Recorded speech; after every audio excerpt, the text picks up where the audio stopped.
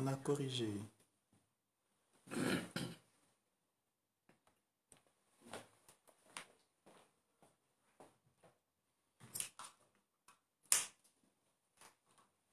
On voit Damien qui bouge.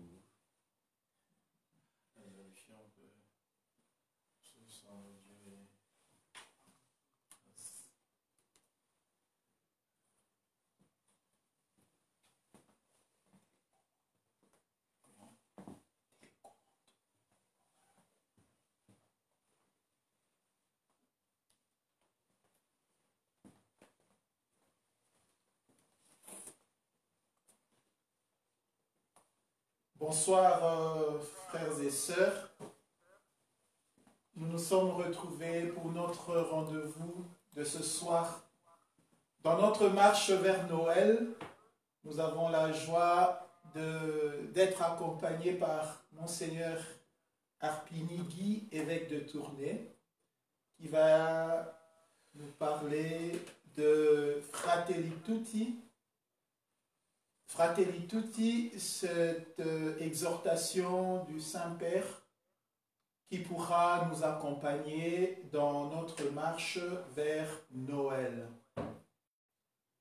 Avant de lui accorder la parole, nous allons nous laisser imprégner par l'Esprit des dieux en méditant Veni Creator, que je vous invite à écouter attentivement.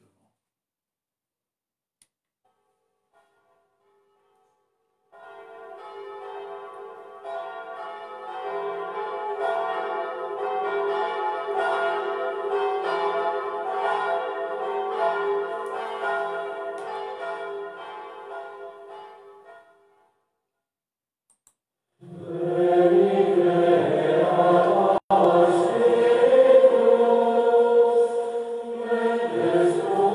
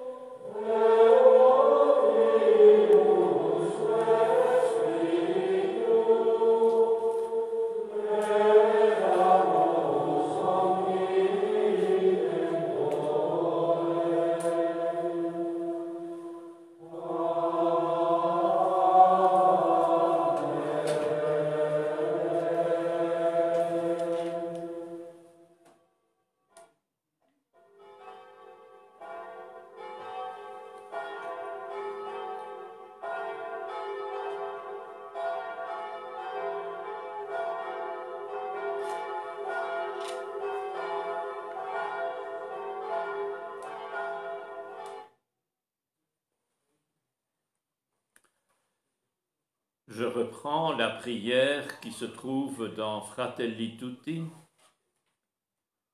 Notre Dieu, Trinité d'amour, par la force communautaire de ton intimité divine, fais couler en nous le fleuve de l'amour fraternel. Donne-nous cet amour qui se reflétait dans les gestes de Jésus, dans sa famille de Nazareth et dans la première communauté chrétienne. Accorde aux chrétiens que nous sommes de vivre l'Évangile et de pouvoir découvrir le Christ en tout être humain pour le voir crucifié dans les angoisses des abandonnés et des oubliés de ce monde et ressuscité en tout frère qui se relève. Viens, Esprit Saint, montre-nous ta beauté, reflétée en tous les peuples de la terre, pour découvrir qu'ils sont tous importants, que tous sont nécessaires, qu'ils sont des visages différents de la même humanité que tu aimes. Amen. Chers amis, depuis 1 semaine et 3 jours, nous sommes dans le temps de l'Avent. Et dans la deuxième lecture de dimanche dernier, la deuxième lettre de Saint Pierre, nous avons entendu « Vous qui hâtez l'avènement du jour de Dieu ». Celui qui est chrétien, celle qui est chrétienne, en vivant de l'Évangile, hâte l'avènement du jour de Dieu. Et ce que nous attendons, selon la promesse du Seigneur, c'est un ciel nouveau, une terre nouvelle, où résidera la justice. Avec ces deux citations de la deuxième lettre de Saint Pierre, nous avons donc une partie de ce qu'il nous faut faire en ce monde. Préparer, attendre et voir arriver un ciel nouveau, une terre nouvelle où résidera la justice.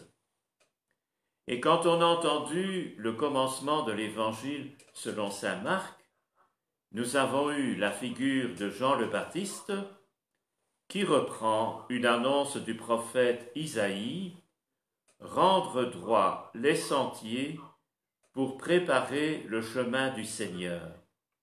Et nous savons, par d'autres textes du Nouveau Testament, que Jean-Baptiste est celui qui appelle à la conversion pour être celui qui plonge dans l'eau et en même temps qui pardonne les péchés.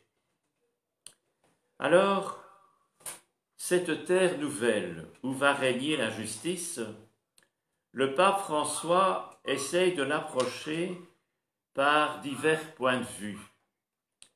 Vous vous souvenez, on était 7 ans plus jeune, le 24 novembre 2013, il a publié une exhortation apostolique, La joie de l'Évangile. Et le pape y racontait un peu comment il voyait le monde, la société dans laquelle nous vivons, et comment des chrétiens pouvaient s'y situer, y travailler, être signe de la bonne nouvelle.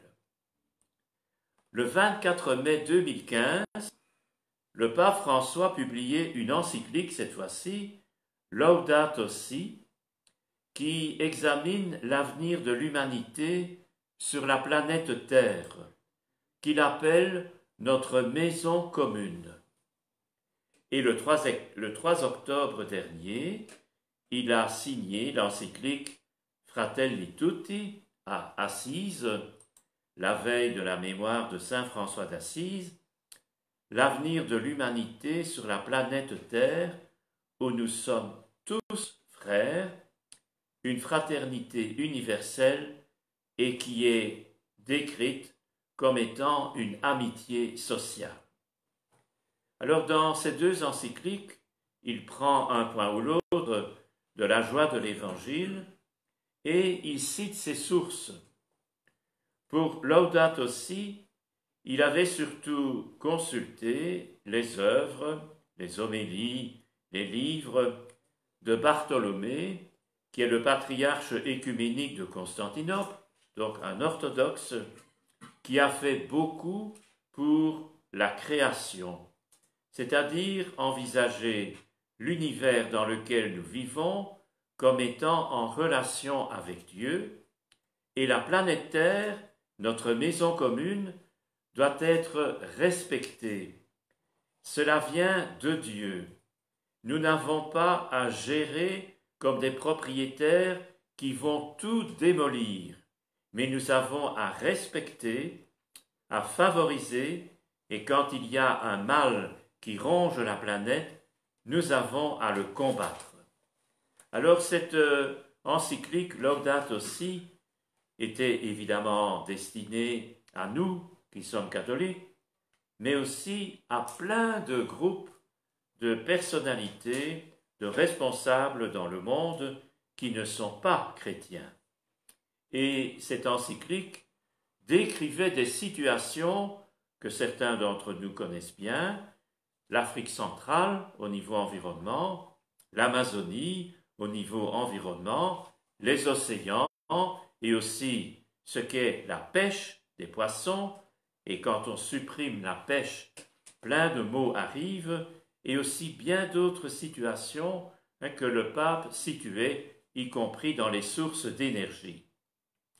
Alors pour ce qui est de l'encyclique Fratelli Tutti, la source d'inspiration principale est un musulman. Le grand imam Ahmad Al-Tayeb, qui est responsable de la mosquée ou de l'université Al-Azhar au Caire en Égypte, et avec ce grand imam, le pape François a déjà beaucoup correspondu, il l'a reçu et ils se sont rencontrés le 4 février 2019 à Abu Dhabi et ils ont signé un document sur la fraternité pour la paix mondiale et la coexistence commune. Donc cette fois-ci, c'est l'aspect d'humanité qui est souligné sur la planète Terre. Ce n'est plus l'environnement d'abord, mais c'est la fraternité, l'humanité dans sa diversité.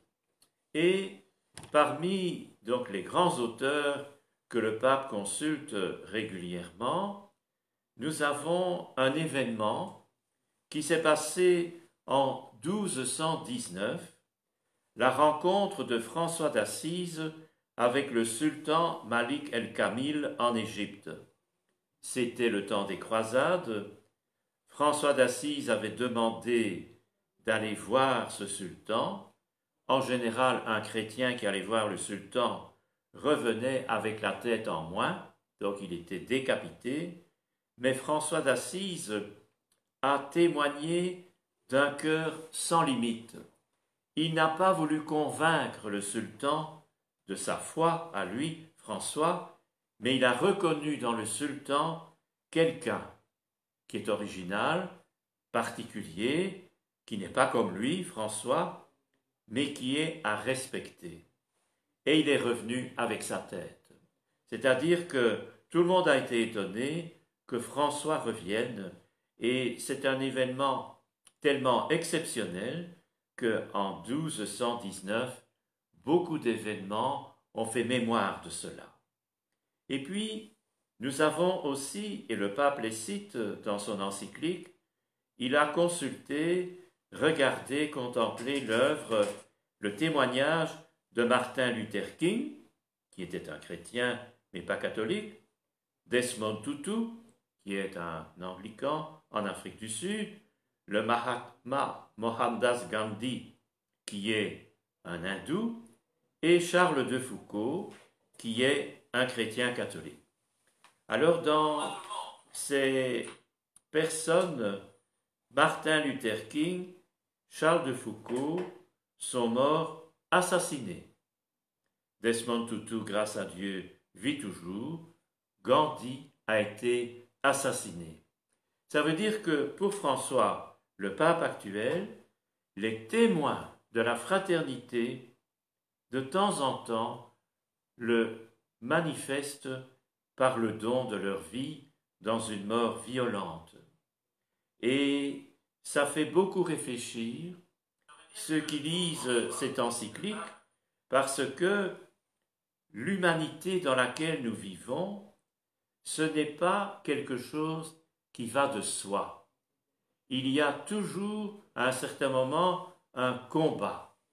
Et c'est dans cette perspective-là que le pape actuel a rédigé 8 chapitres pour essayer de nous faire progressivement entrer dans ce qu'il appelle nos responsabilités personnelles.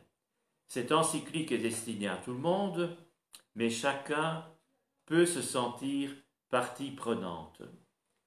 Dans le chapitre premier, qui est le plus difficile, parce que il nous fait une description de l'humanité, de la planète, qui, à première vue, est très pessimiste. Forcément, le pape souligne, montre, dans ce monde dans lequel nous vivons, qu'il y a des ombres parce que c'est aussi un monde fermé. Le pape insiste beaucoup tout au long de l'encyclique sur des frontières qui ne vont pas de soi, qui ne font pas partie de l'humanité, mais des frontières que nous avons établies nous-mêmes à partir des premiers siècles. Donc ça fait depuis très longtemps.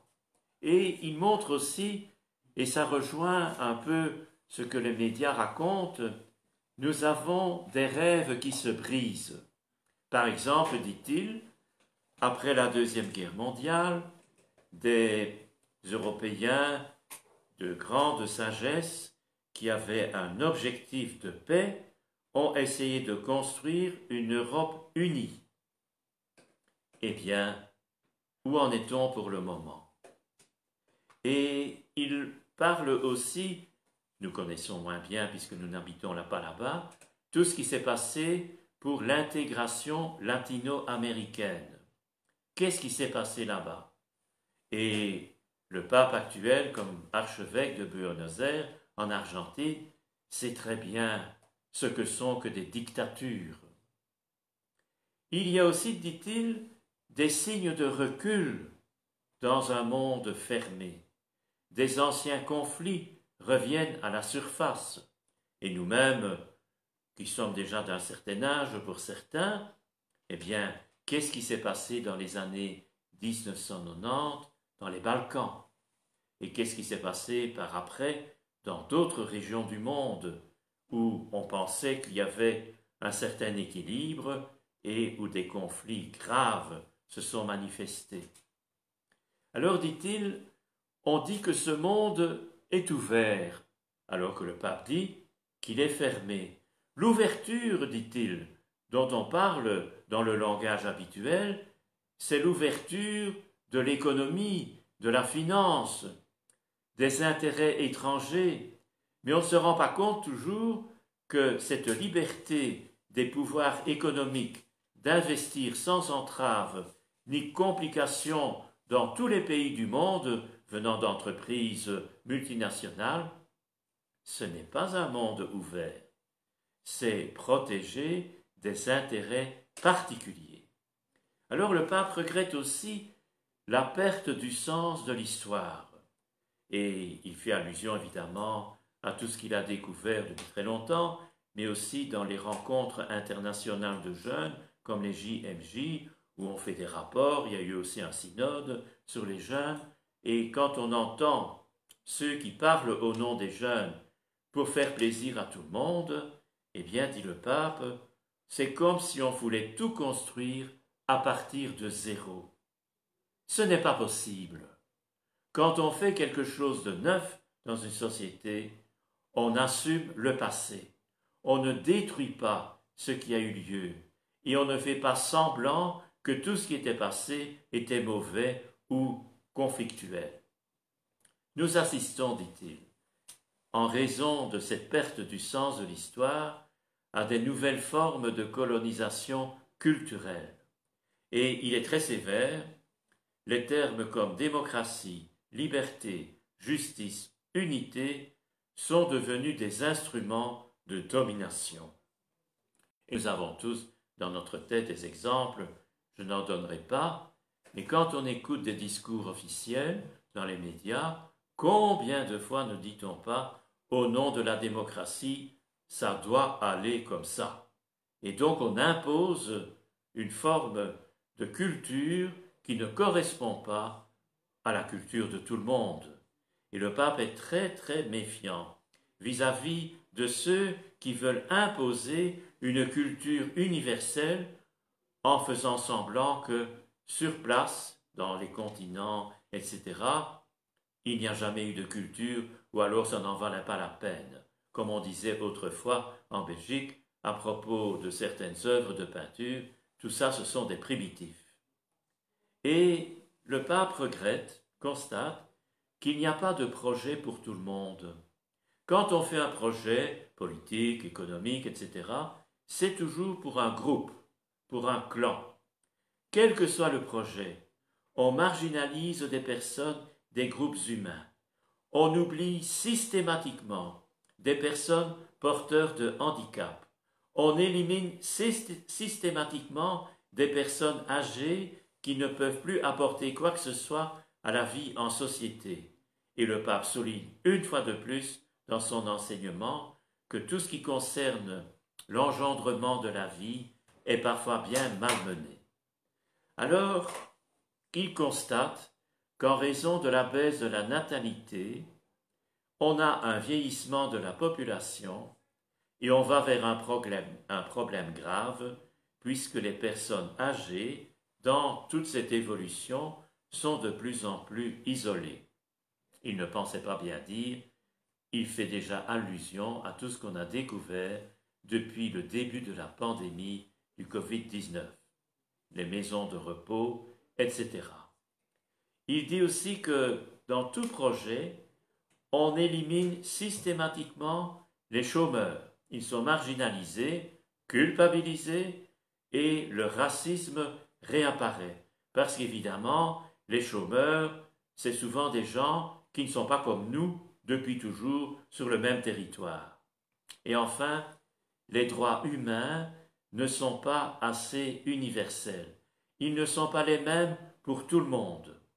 L'organisation des sociétés dans le monde entier est loin de refléter le fait que les femmes ont la même dignité que les hommes. Et il donne plusieurs exemples. Les puissants, dit-il, mènent le monde à leur avantage, ce qui entraîne persécution, conflit et, comme disent certains sociologues et politologues, nous assistons depuis des années à une troisième guerre mondiale par morceaux. Donc ce n'est pas l'univers entier qui est en guerre, mais suivant les poches sur la planète Terre, on voit que c'est une guerre mondiale et il y a des connexions entre ces morceaux. Alors, quel est l'horizon, dit-il? Une dichotomie privée de sens. On garantit la stabilité et la paix sur la base d'une fausse sécurité soutenue par une mentalité de crainte et de défiance. Tout ce qui n'est pas comme nous, et nous sommes évidemment en paix, nous avons une bonne sécurité, etc., tout ce qui n'est pas comme nous est appelé barbare depuis des siècles. Et tout ce qui n'est pas comme nous, on nous enseigne dès que nous sommes petits qu'il faut s'en défendre. Et du coup, naît, et on l'a vu aux États-Unis et ailleurs, la culture des murs. Tout ce qui n'est pas comme nous, on doit s'en séparer, on doit s'en protéger, en élevant des murs de telle manière qu'il n'y ait plus aucun contact et que nous vivions en sécurité. Et on oublie, en faisant cela, que toutes les personnes qui sont rejetées du système ou marginalisées sont utilisées par des groupes mafieux qui en profitent au niveau financier et sans oublier que quand on ramasse ainsi plein de gens marginalisés, et on sait que ça existe malheureusement, il y a le trafic d'organes, etc. L'évolution énorme de la science des techniques, de la médecine, de l'industrie et du bien-être va, dit le pape, de pair avec une détérioration de l'éthique.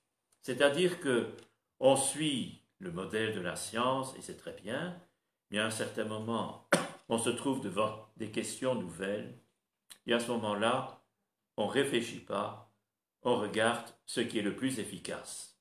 Pour quelques-uns, ce qui va rapporter beaucoup d'argent, pour quelques-uns. Et tous ceux qui n'y ont pas accès, eh bien tant pis pour eux. Et il en vient enfin, dans ce chapitre premier, la pandémie du Covid-19. Nous nous rendons bien compte que nous sommes une communauté mondiale qui navigue dans le même bateau. Nous sommes tous vulnérables et on se rend compte maintenant encore plus que attraper cette maladie, on ne sait pas comment ça se fait. Pourquoi c'est moi et pas un autre? On est obligé de penser à tout le monde plutôt qu'à quelques-uns, parce que si on pense qu'à quelques-uns, il faut les enfermer derrière des murs pour qu'ils ne soient pas malades, mais ce n'est pas possible. Nous ne sommes pas les maîtres absolus de nos vies.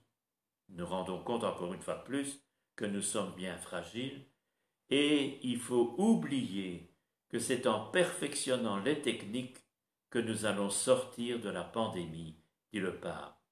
Évidemment, le pape est pour les vaccins et tous les systèmes de santé, cela va sans dire, mais ça ne suffit pas pour sortir de la pandémie.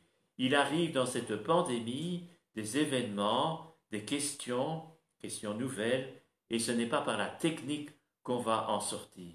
Et on l'entend encore aujourd'hui, il y a des maladies mentales, il y a des gens qui se suicident, il y a des gens qui ne voient plus comment on peut en sortir, mais ce n'est pas en faisant de la technique que cela va avancer uniquement. Alors selon les régimes politiques populistes ou d'idéologie libérale, il faut éviter à tout prix l'arrivée de migrants. Or, les migrants constitueront un élément fondamental de l'avenir du monde.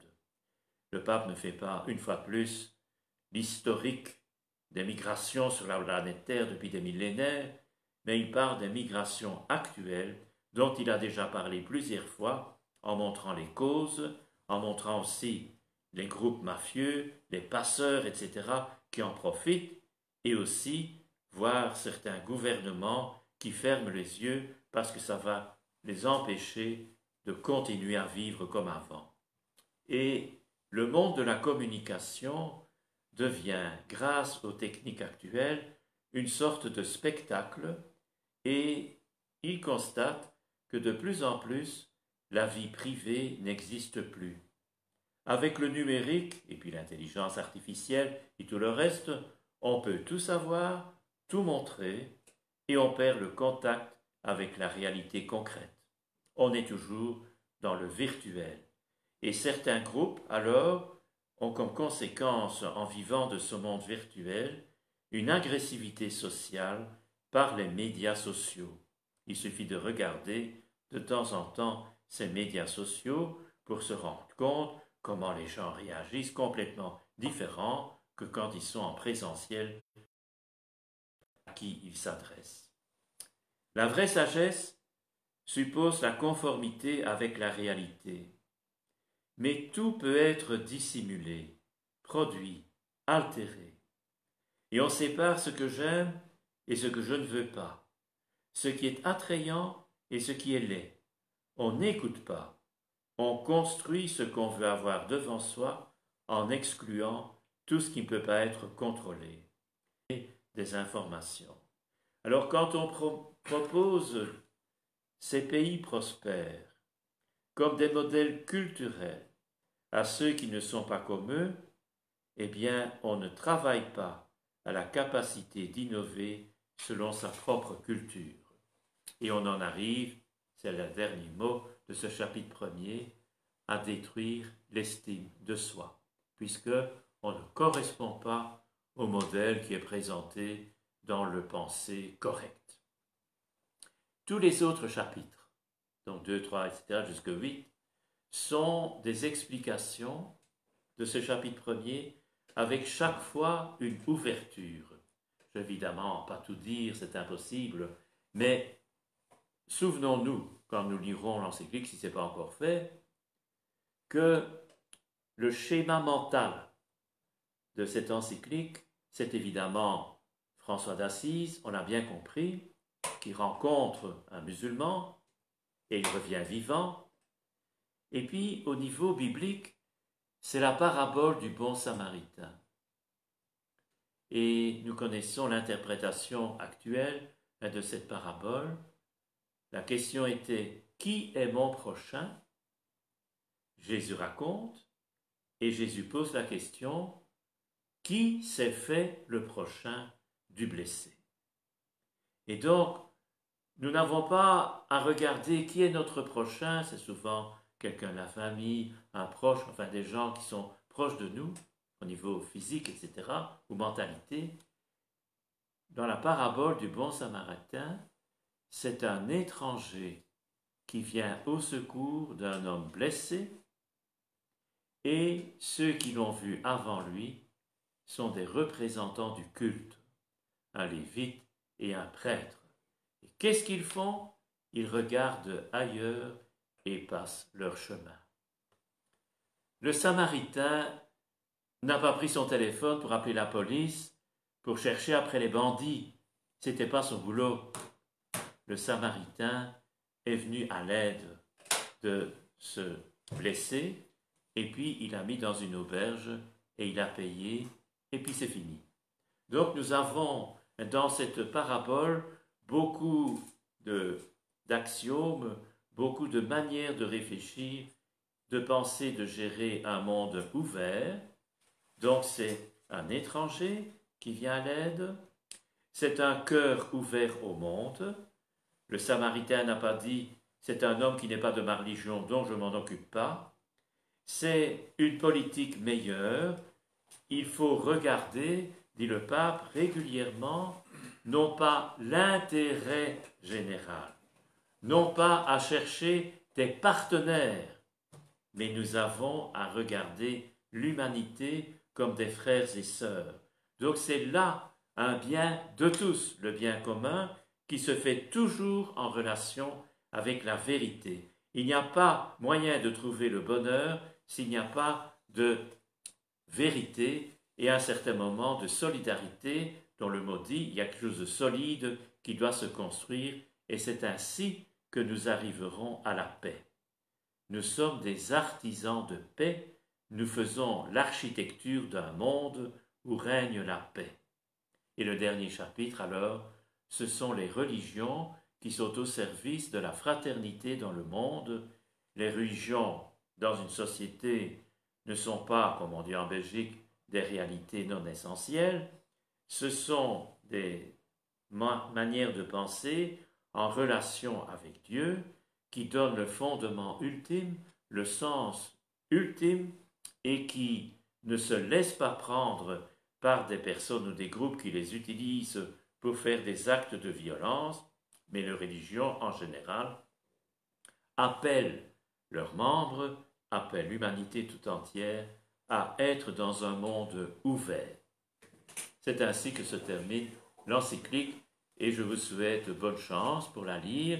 Il ne faut que, quand on fait que ça, 2 jours entiers, parce qu'il y a énormément de points, on ne comprend pas toujours à la première lecture, et donc on a la possibilité de revenir et de relire par après si on veut. Vous savez que Stanislas Depré, donc qui est un animateur en pastoral du diocèse de Tournai, qui enseigne aussi dans plusieurs instituts d'études supérieures, a fait une présentation de l'encyclique par une introduction et puis par 8 chapitres. Ça prend un peu plus de 40 minutes si on regarde tout à l'affilée, mais on peut aussi s'arrêter 5 minutes après chaque chapitre.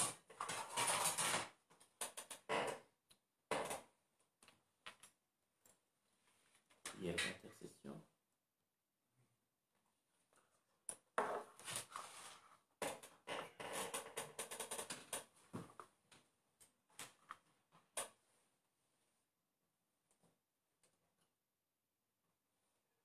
présent, nous allons offrir au Seigneur nos prières d'intercession en cette soirée de prière et de méditation. Dieu fidèle, prends soin de ton Église. Cette vigne que ta main a plantée, inspire ses pasteurs pour qu'ils veillent sur sa fidélité. Tous ensemble, nous disons que vienne, Seigneur, ton règne de paix. Que vienne, Seigneur, ton règne de paix. Souviens-toi de tous les fils d'Abraham. Accomplis tes promesses. Élargis le cœur de chrétiens. Que vienne, Seigneur, ton règne de paix. Regarde tous les peuples de la terre. Donne-leur de découvrir ton amour sans limite. Que vienne, Seigneur, ton règne de paix. Soutiens à travers le monde tous les artisans de paix. Qu'ils ne se lassent pas d'espérer ton royaume. Que vienne, Seigneur, ton règne de paix. Rappelle à toi tous ceux qui ont quitté cette vie. Reçois-les dans la gloire auprès de toi. Que vienne, Seigneur, ton règne de paix. Notre Père, qui es aux cieux, que ton nom soit sanctifié, que ton règne vienne, que ta volonté soit faite sur la terre comme au ciel. Donne-nous aujourd'hui notre pain de ce jour. Pardonne-nous nos offenses, comme nous pardonnons aussi à ceux qui nous ont offensés. Et ne nous laisse pas entrer en tentation, mais délivre-nous du mal. Amen. Dieu Tout-Puissant, tu nous demandes de préparer le chemin de ton Fils. Ne permets pas que la fatigue nous abatte, alors que nous attendons la venue bienheureuse de celui qui nous rendra les forces et la santé, lui qui règne avec toi dans l'unité du Saint-Esprit, maintenant et pour les siècles des siècles. Amen. Le Seigneur soit avec vous. Et avec votre esprit. Que Dieu Tout-Puissant vous bénisse, le Père, le Fils et le Saint-Esprit. Amen. Merci beaucoup, Monseigneur. Au nom de toute l'unité pastorale de l'EAP et de toutes les personnes aussi qui ne font pas partie de notre unité pastorale, mais qui nous ont rejoints pour vous écouter et pour se nourrir spirituellement, nous vous disons grand merci pour cet enseignement et nous vous souhaitons de manière anticipative déjà bonne fête de Noël et bonne fête de Nouvel An 2021. On espère passer 2021 différemment de 2020. Ça ira beaucoup mieux. Ah, merci. Ça ira beaucoup mieux. En tout cas, merci d'être ici présent, virtuellement, et j'espère que physiquement, présentiellement, nous pourrons encore nous rencontrer bien vivants. En tout cas, bonne fête aussi à tout le monde, mais on a encore plus de 15 jours. Nous sommes toujours dans le temps de l'Avent. Nous sommes debout, nous redressons la tête, car notre Rédempteur approche.